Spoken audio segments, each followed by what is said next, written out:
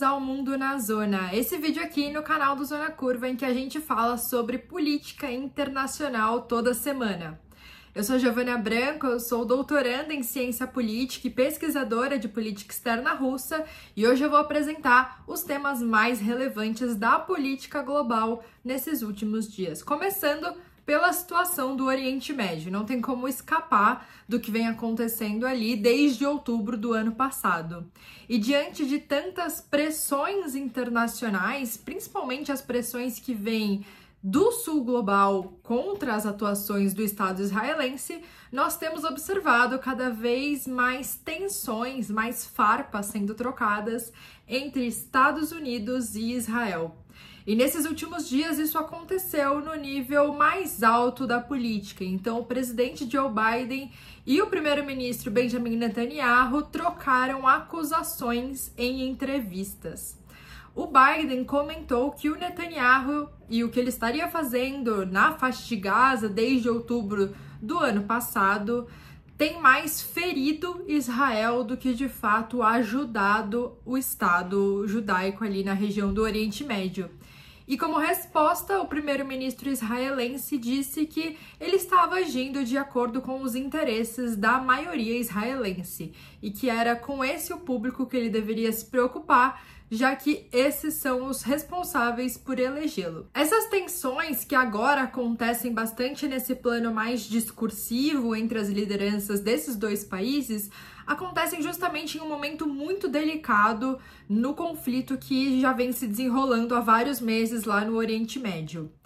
A princípio, havia uma expectativa há algum tempo atrás de que haveria um cessar-fogo agora nesse início de março, já que seria o início do Ramadã, que é um feriado muito importante para a comunidade muçulmana.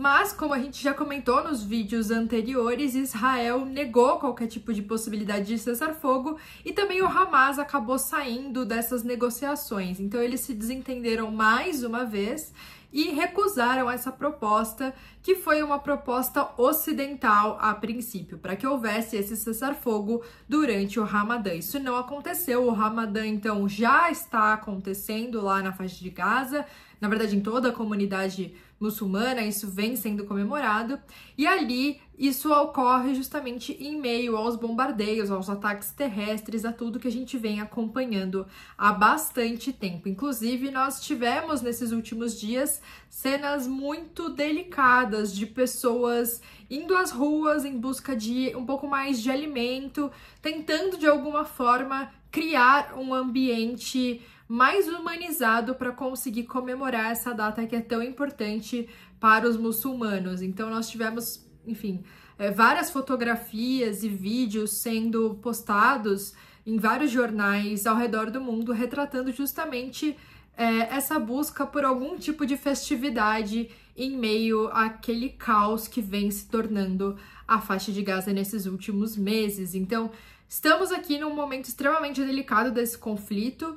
Os ataques israelenses não tiveram nenhuma pausa nesse período e agora nós também temos essas trocas de acusações entre o presidente dos Estados Unidos e o primeiro-ministro israelense. E aí uma grande questão que a gente deveria se perguntar e talvez começar a vislumbrar para o futuro seria se talvez aquele alinhamento automático de interesses e opiniões entre Estados Unidos e Israel tenha chegado a um fim, ou pelo menos a uma pausa mais prolongada. Desde a criação do Estado de Israel, os Estados Unidos são o principal aliado do país. E também Israel é um aliado extremamente importante dos Estados Unidos ali na região do Oriente Médio, que é uma região muito hostil aos interesses norte-americanos, por motivos claros, né? Uma série de intervenções dos Estados Unidos naquela região, mais tentativas de impor interesses, ideologias, abertura de mercados, democracia, que acabam por gerar conflitos com os governos estabelecidos ali.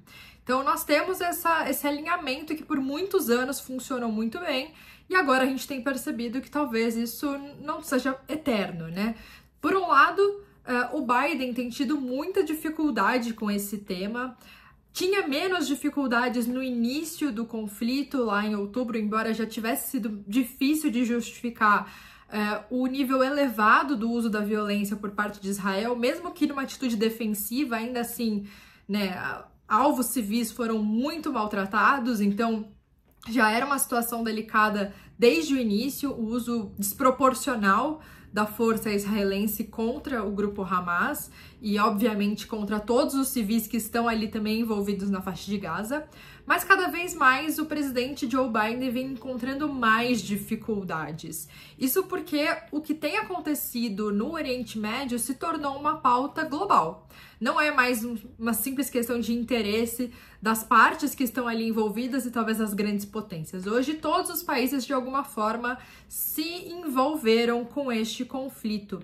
E, principalmente, os países do sul global se envolveram em uma crítica unida contra o Estado israelense, justamente trazendo aquela questão toda de se é ou não é genocídio, se Israel deve ou não deve ser julgada no Tribunal Penal Internacional, e conseguiram inclusive levar isso para a Corte Internacional de Justiça. Então, existe uma pressão muito maior no sul global para que esses temas sejam discutidos, principalmente a questão da violência contra a população civil e o uso desproporcional da força. Diante de todo esse cenário, portanto, o Biden vem tendo sérias dificuldades de manter esse alinhamento, de manter a posição tradicional dos Estados Unidos como defensor de última instância dos interesses israelenses. E isso a gente já podia perceber há algum tempo atrás, quando nós tivemos algumas primárias eleitorais nos Estados Unidos, em que grande parte da comunidade árabe que vota no Partido Democrata, então votaria no Biden de forma quase que automática, votou justamente, quase que um voto nulo, né? Seria o equivalente, nosso equivalente ao voto nulo, mas nos Estados Unidos eles têm uma opção de votar em nenhum candidato que está ali possível, né, pleiteando de fato o lugar nas eleições. Então, grande parte da comunidade árabe muçulmana ou descendente de árabe muçulmana, palestina, que vive ali nos Estados Unidos, acabou por ter esse voto de protesto, que foi muito, muito maior do que o esperado inicialmente. Esperava-se fazer um protesto, deixar esse ponto bem marcado nas eleições norte-americanas, mas de fato a mobilização que esse grupo conseguiu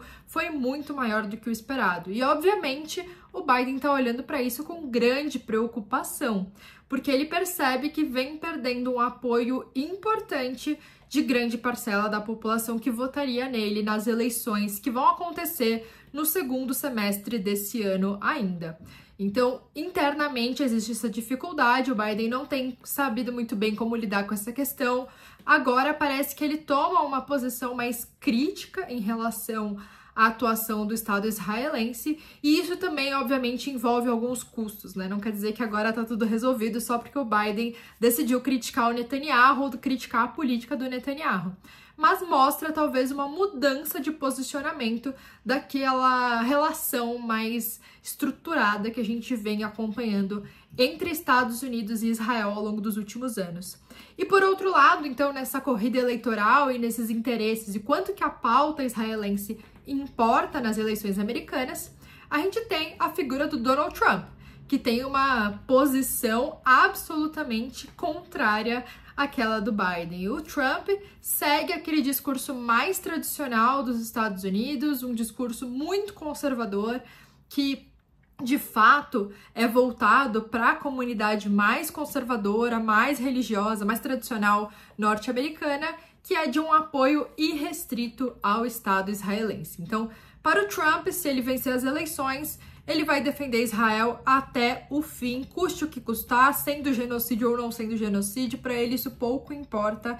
A questão do Trump é realmente retomar aquela tradicional guerra ao terror que os Estados Unidos vêm empregando há muitos e muitos anos, né, desde o 11 de setembro de 2001, então vence essa política dentro dos Estados Unidos de uma política externa extremamente agressiva, impositiva e dominadora, e o Trump retoma então esse discurso mais tradicional, defendendo Israel até o fim. Então, até mesmo agora nas eleições dos Estados Unidos, nós teremos essa pauta dos acontecimentos do Oriente Médio como um tema central e que com certeza divide ainda mais as opiniões ali dentro desse cenário eleitoral dos Estados Unidos.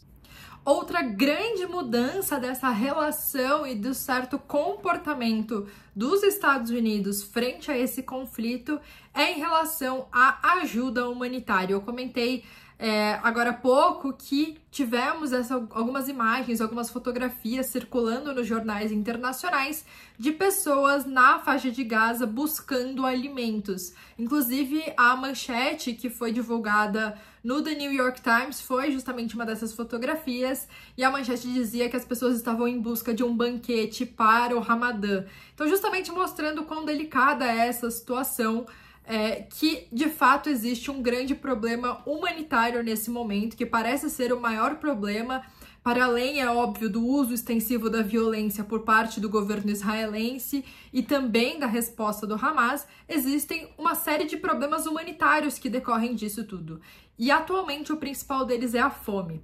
Então, agências da ONU que estão ali próximas à Palestina ou mesmo na faixa de Gaza já comentaram e fizeram relatórios extensivos falando sobre a situação da fome ali naquela região, principalmente entre crianças.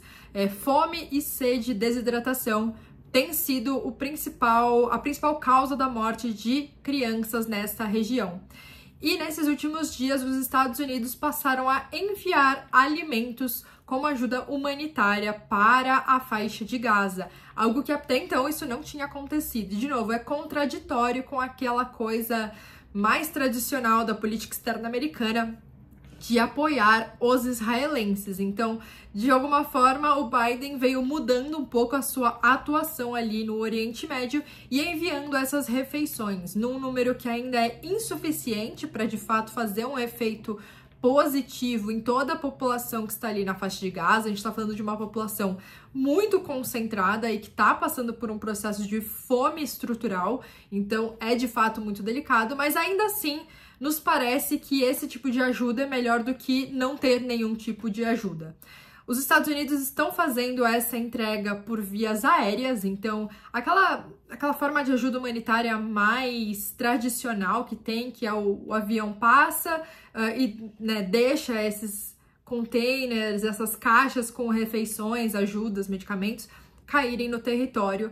E os Estados Unidos declararam que seria muito mais fácil entregar de outras formas, mas que atualmente tanto a via terrestre, que envolveria Israel, quanto o acesso marítimo, que também tem que passar por algum tipo de aprovação israelense, têm sido vetadas pelo governo de Israel e, portanto, o envio da ajuda humanitária por meios aéreos tem sido a saída encontrada pelos Estados Unidos para manter algum tipo de ajuda ali naquela região. Então, nós temos agora que olhar para essa situação com um pouco mais de cuidado, entendendo justamente o quanto que a posição dos Estados Unidos mudando agora, desse alinhamento automático, quase que um alinhamento cego às decisões israelenses, para um posicionamento um pouco mais crítico, e eu ressalto a questão de ser só um pouco mais crítico, né? Os Estados Unidos não estão condenando Israel como os demais países do mundo. Os Estados Unidos não estão abertamente se engajando na discussão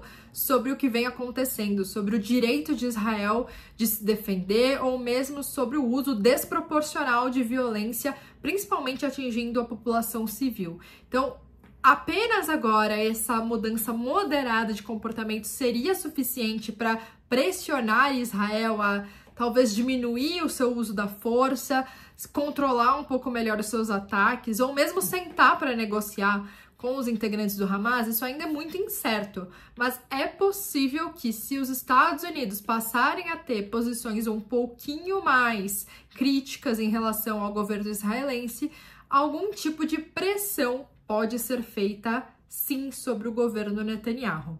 É preciso também lembrar que o governo Netanyahu está passando por um processo muito difícil de sustentação de poder.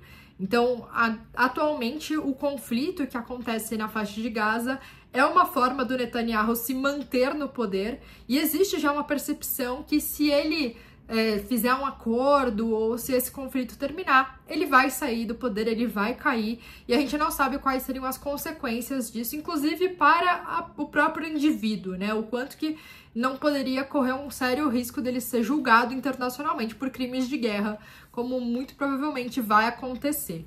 Então, existe também essas duas forças que estão ali sendo pressionadas uma com a outra. Obviamente, a pressão estadunidense pode exercer um efeito positivo para o fim desse conflito, mas também existem pressões domésticas que talvez impeçam que o Netanyahu volte atrás nesse momento. Então ainda é algo para a gente acompanhar, de fato. Esse conflito não acabou, não tá com cara de que vai acabar nos próximos dias ou mesmo semanas, meses.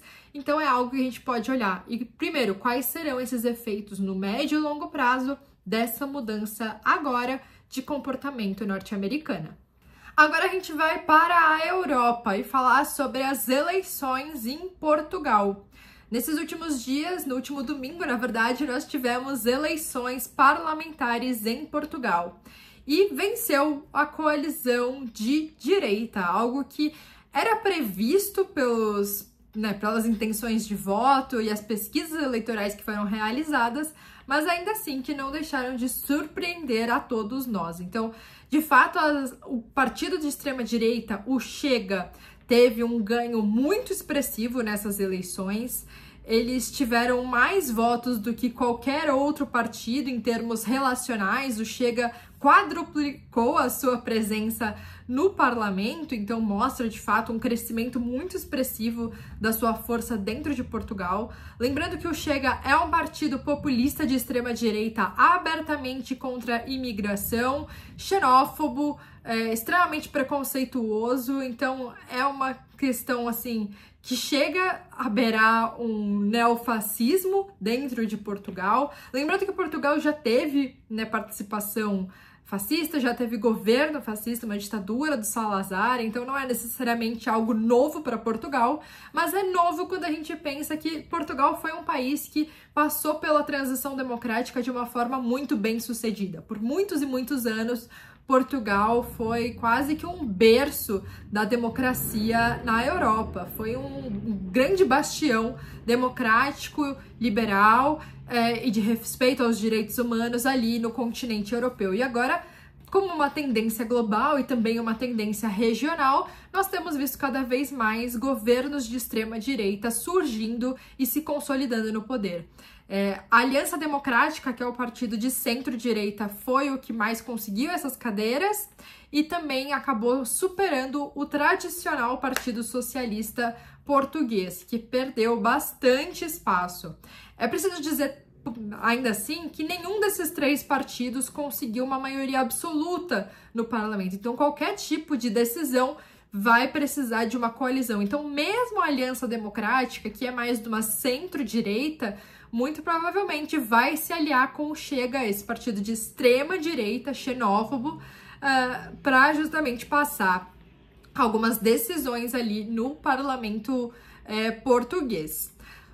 Isso tudo aconteceu na mesma semana, né, em que foi feita uma nova pesquisa também de intenção de voto na Alemanha e o partido neofascista alemão ganhou mais de 20% de intenções de voto, mostrando também o seu fortalecimento. Um partido que até alguns anos atrás tinha 2, 3% de intenção de votos. Enquanto a gente fala principalmente de um governo como na Alemanha, que tem um histórico nazista, tem um histórico de força fascista muito grande, isso nos preocupa ainda mais. Então, de novo, esse ressurgimento da extrema-direita não é necessariamente uma novidade, é algo que a gente já vem acompanhando há muitos anos. 2017, 2018 foi, de fato, um grande auge de tudo isso. Nós vimos vários governos mais conservadores, mais próximos a uma direita radical emergindo no mundo. Na Europa, até então, a gente tinha principalmente a Hungria, do Viktor Orbán, que se manteve no poder esse tempo todo e que representava, né, esse contrapeso aos governos democráticos mais tradicionais da União Europeia. E agora nós temos visto esses outros países que até então tinham mais índices democráticos melhores, também passando por transições de trazer os partidos, os líderes de extrema-direita mais para perto de si. Então agora nós temos Hungria, nós temos na Itália, nós temos em Portugal e muito provavelmente também teremos na Alemanha. Agora a gente vai para o Caribe falar sobre a crise que vem se desenrolando no Haiti. O Haiti não é necessariamente um país que estava estável até então. Nós já tínhamos uma série de problemas acontecendo no país há muitos anos. Inclusive, tivemos 2 missões da ONU, em que o Brasil, inclusive, foi uma das lideranças, que não foram bem sucedidas no Haiti. Nós tivemos terremotos, nós tivemos crises de cólera e nós tivemos também crises de violência sistemática ali no Haiti. Violência política, por assim dizer. E nessa última semana, várias gangues que estavam espalhadas pelo território do país se uniram contra o Estado e atacaram instituições estatais, inclusive prisões, libertando milhares de prisioneiros e causando, de fato, um grande caos social. Nós temos atualmente uma sensação de grande instabilidade no Haiti, não há mais um governo propriamente dito, as gangues vêm controlando desde a semana passada os portos do país e também as principais vias de acesso para a capital, Porto Príncipe, e também pedem como principal reivindicação a renúncia do Ariel Henry, que é o primeiro-ministro do Haiti, acusado inclusive de ter matado o líder anterior. Ele ainda é investigado, não há nenhuma conclusão a respeito disso, mas existe essa suspeita. Desde que essa bagunça vem acontecendo no Haiti, toda essa crise que a gente tem observado, o primeiro-ministro está em Porto Rico, justamente porque ele entende que não há cenário seguro o suficiente para que ele retorne ao país. Enquanto isso, a crise humanitária no Haiti apenas se intensifica. O Ariel Henry já também pediu para as Nações Unidas e para o Conselho de Segurança que exista uma intervenção no Haiti e que qualquer coisa seja feita para que ele consiga retornar ao país. Isso ainda não foi negociado no âmbito da ONU, não há previsão de uma nova missão de paz no Haiti. E agora o cenário é absolutamente mais violento do que os cenários anteriores, em que missões de paz foram aprovadas. Antes dessa crise se desenrolar, o Ariel Henry estava no Quênia, tentando negociar com o governo queniano para o envio de tropas, policiais e também membros das Forças Armadas do Quênia para fazer essa intervenção no Haiti. Seria uma forma de cooperação entre esses países que depois o Quênia acabou vetando, não liberou isso, mas a princípio era isso que o Ariel Henry estava fazendo no Quênia, tentando negociar que mais militares quenianos viessem para o Caribe, justamente para tentar estabelecer um governo e uma segurança maiores no país, de alguma forma sustentando o governo do Ariel Henry. Os Estados Unidos e também alguns países do Caribe já vêm tentando convencê-lo de que a sua posição de poder não poderá ser mantida. Isso parece insustentável. As gangues, de fato, tomaram o controle das principais cidades e dos principais portos do país, e a violência é muito generalizada para que, de fato, ele consiga retornar e manter o seu cargo no poder. Então, já existem algumas conversas diplomáticas de aliados justamente tentando desencorajá-lo a retornar e talvez pressioná-lo a renunciar ao poder. Bom, pessoal, fazendo aqui uma pequena atualização sobre esse assunto do Haiti, já que quando o vídeo foi gravado ainda não havia saído essa informação de que o primeiro-ministro do Haiti, Ariel Henry, de fato renunciou ao poder. Ele ainda não voltou para o território do seu país por questões de segurança, por conta de toda a instabilidade interna que o país está passando pelas gangues que cada vez mais estão tomando poder nas ruas do Haiti. E ele, então, numa nota de imprensa, declarou que de fato vai renunciar ao poder e que eles vão fazer novas eleições e fazer um governo, portanto, próprio agora nesse momento. Ainda não há datas de fato para que isso aconteça, para que esse governo provisório passe a atuar, e também ainda não houve algum tipo de resposta das gangues que estavam lutando por poder no Haiti. Ainda não houve algum tipo de confirmação ou não, justamente porque o primeiro-ministro que vai assumir o espaço do Ariel Henry de forma interina ainda não foi nominado. Então, ainda não temos essas informações de quem vai substituir o governo no Haiti e nem mesmo se esse novo governo será de fato aprovado pelas gangues que estão ali na região. De qualquer forma, nos parece muito evidente que qualquer pessoa que assuma o cargo nesse momento vai ter incríveis dificuldades de união nacional e também de restabelecimento da segurança interna do país. Então fica aqui agora este pequeno esclarecimento e atualização sobre o tema. Em meio a tanta instabilidade no cenário da segurança, as pessoas estão tendo muitas dificuldades de fazer relações básicas, né? Ações de fato do dia a dia, como, por exemplo, comprar alimentos e água. Esses alimentos e água vêm ficando cada vez mais escassos, como eu comentei, as gangues vêm controlando os portos do país, então não estão chegando suprimentos suficientes para manter a população, e mesmo quando eles chegam, os navios não conseguem necessariamente descarregar para, de fato, escoar tudo para o país. E cada vez mais existe um outro risco humanitário, que é de uma crise de cólera no país. Então, cada vez mais a situação parece mais grave. Para além da questão da insegurança generalizada por conta desses combates entre gangues que vem acontecendo no meio das ruas, envolvendo a população civil de alguma forma, também há esses problemas relacionados à saúde. Então, falta de alimentos, falta de água contaminada, falta de acesso aos hospitais que foram saqueados também por essas gangues. Cada vez mais a comunidade internacional se verá obrigada a pensar em alguma solução para que o Haiti não retorne a uma posição de caos generalizado, que não há governo, não há liderança, não há segurança mínima e nem mesmo saúde para a sua população. E para finalizar o vídeo de hoje, eu vou falar sobre a China. Foi divulgado um relatório sobre a economia chinesa mostrando que, pela primeira vez em 6 meses, a China teve inflação positiva. Isso ainda é muito cedo para declarar que aquele período de deflação na China terminou, mas ainda assim parece ser uma boa notícia. Analistas já disseram que esse resultado positivo foi muito influenciado por conta da data do Ano Novo Chinês, do Ano Novo Lunar, que impulsionou algum tipo de boom nas compras dentro do país, mas que internamente a demanda por consumo continua ainda muito baixa.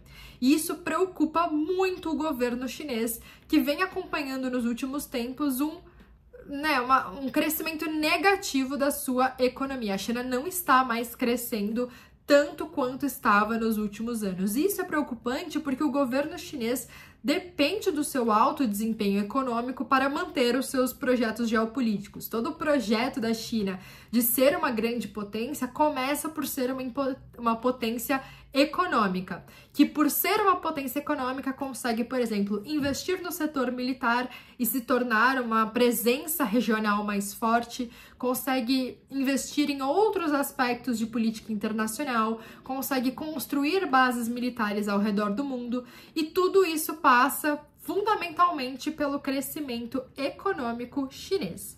No ano passado, nós já tivemos na China uma crise imobiliária, uma crise do mercado de ações, juntando de novo com o baixo consumo da população.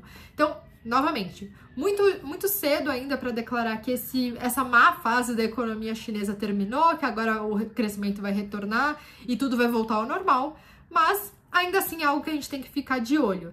Se, de fato, a economia chinesa não conseguir mais crescer quanto estava crescendo, a China vai ter muitas dificuldades de manter os seus projetos políticos. E atualmente nós temos basicamente 3 grandes potências do mundo que podem disputar por seus interesses na ordem internacional. Nós temos Estados Unidos, que vieram de uma ordem unipolar, em que eles eram a única potência e passaram a competir com outras potências, criando uma ordem multipolar. Nós temos a Rússia, que é uma potência reemergente nesse sistema, mas que comparado com as outras duas é bem mais fraca, principalmente em termos econômicos. E nós temos a China, que tem grande parte da sua base de sustentação a sua economia. Se nós temos um cenário em que a China não cresce mais quanto crescia e a Rússia não consegue ter força o suficiente para combater, nós voltamos a ter um cenário muito mais pró-americano, e isso a gente ainda não tem implicações para o futuro para compreender como que seria esse retorno, né? Por muito tempo nós tivemos uma competição entre essas grandes potências e não sabemos se o fim dessa competição não poderia gerar um conflito entre elas. Eu espero que vocês tenham gostado do vídeo dessa semana. Se vocês tiverem qualquer dúvida sobre esses temas, comentem aqui. E também sugestões para a semana que vem, comentem também, por favor. Muito obrigada e até o próximo vídeo.